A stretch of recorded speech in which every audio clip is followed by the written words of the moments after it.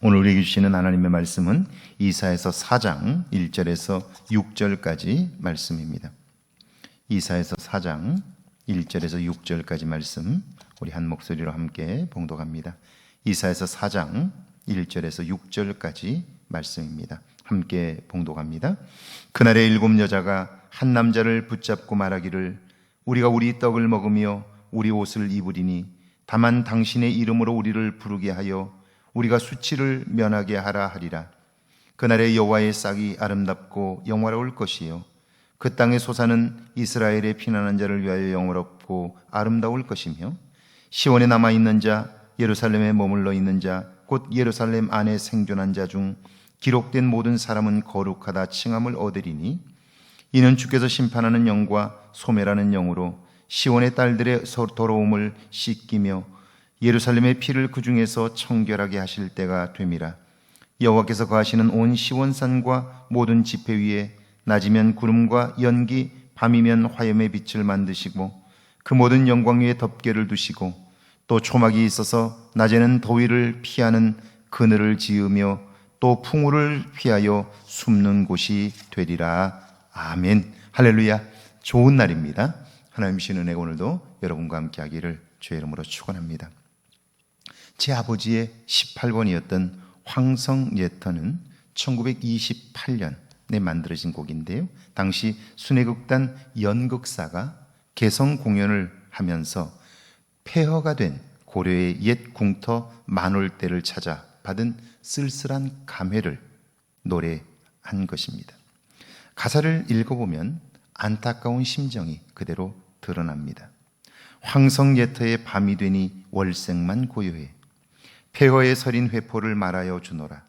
아 가엾다 이내 몸은 그 무엇 찾으려고 끝없는 꿈의 거리를 헤매어 있노라. 성은 허물어져 빈터인데 방초만 푸르러 세상이 허무한 것을 말하여 주노라. 아 외로운 저 나그네 홀로서 잠 못 이루어 구슬픈 벌레 소리에 말없이 눈물 져요. 가만히 눈을 감고 한번 폐허가 되어버린 성터를 생각해 보세요.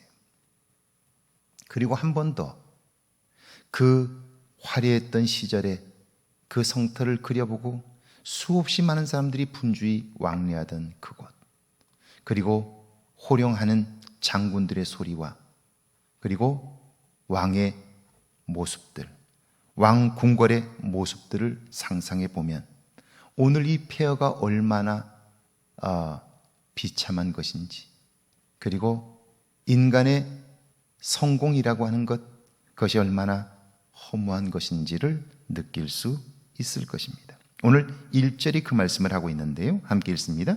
그날에 7 여자가 한 남자를 붙잡고 말하기를 우리가 우리 떡을 먹으며 우리 옷을 입으리니 다만 당신의 이름으로 우리를 부르게 하여 우리가 수치를 면하게 하라 하리라.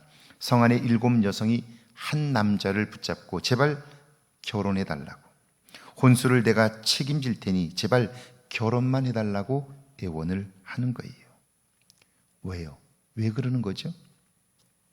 나라가 망해 남자들은 모두 다 포로로 끌려갔습니다. 그러니까 성 안에 남자가 없어요. 결혼 정년기가 되었지만 결혼할 대상이 없는 거예요. 그러니까 한 남자를 향해서 7 여성이 결혼해 달라고 사정을 하는 거죠. 비참한 상황입니다.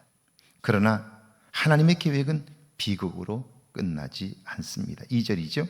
그날에 여호와의 싹이 아름답고 영화로울 것이요 그 땅의 소사는 이스라엘의 피난한 자를 위하여 영화롭고 아름다울 것이며 시온에 남아있는 자, 예루살렘에 머물러 있는 자, 곧 예루살렘 안에 생존하는 자 중 기록된 모든 사람은 거룩하다 칭함을 얻으리니 이는 주께서 심판하는 영과 소멸하는 영으로 시온의 딸들의 더러움을 씻기시며 예루살렘의 피를 그 중에서 청결하게 하실 때가 됨이라. 그래요.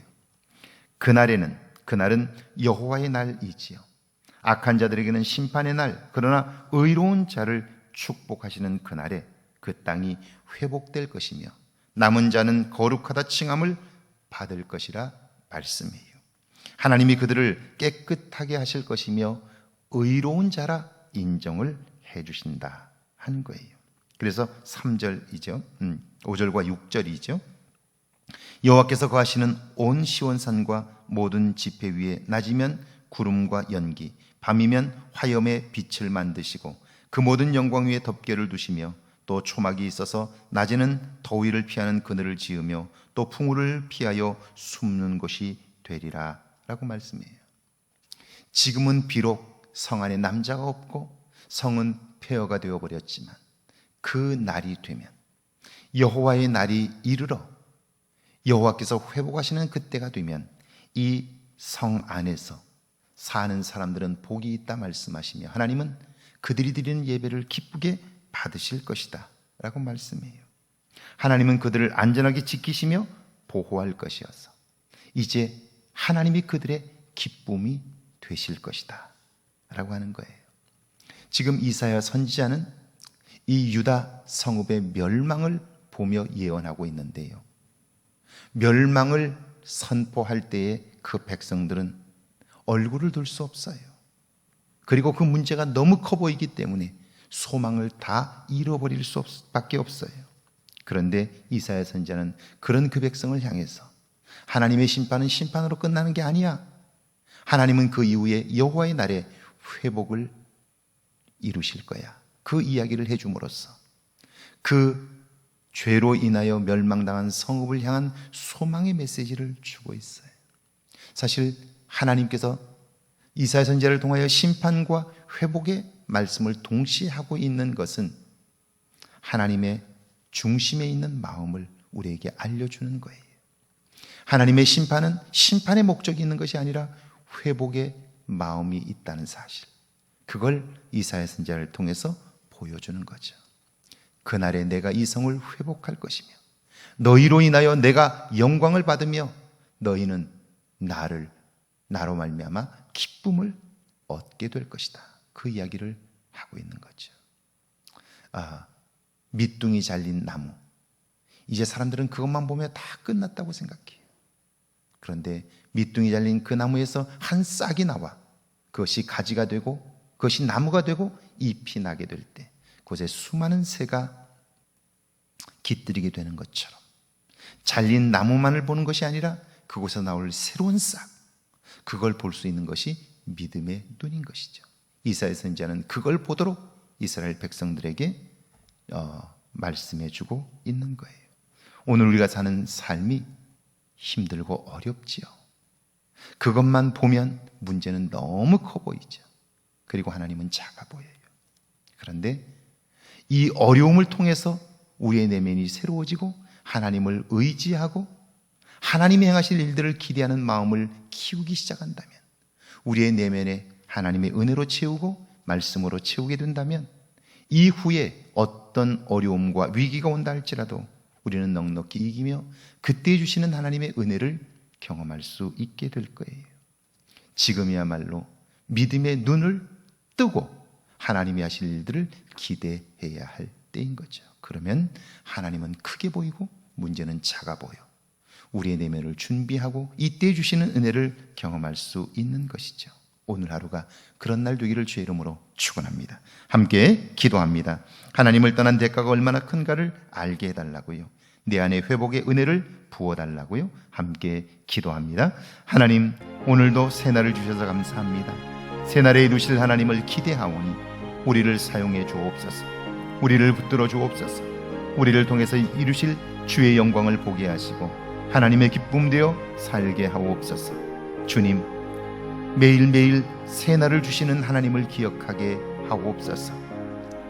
밤이 되면 이제 더 이상 해가 떠오를 것 같지 않지만 주님, 그러나 여지없이 아침이 되면 동쪽에서 해가 떠오르는 걸 보면서 우리의 삶에도 새날이 있음을 알게 하시고 보게 하옵소서. 오늘도 어려운 문제만이 크게 보이지 않게 하시고 하나님이 더 크게 보이게 하셔서 문제는 작아 보이고 믿음의 눈을 뜰 수 있도록 은혜를 베풀어 주옵소서. 오늘 하루가 주님의 영광이 나타나는 복된 날이 되게 하시고 하나님으로 기쁨 삼는 귀한 날이 되게 하옵소서.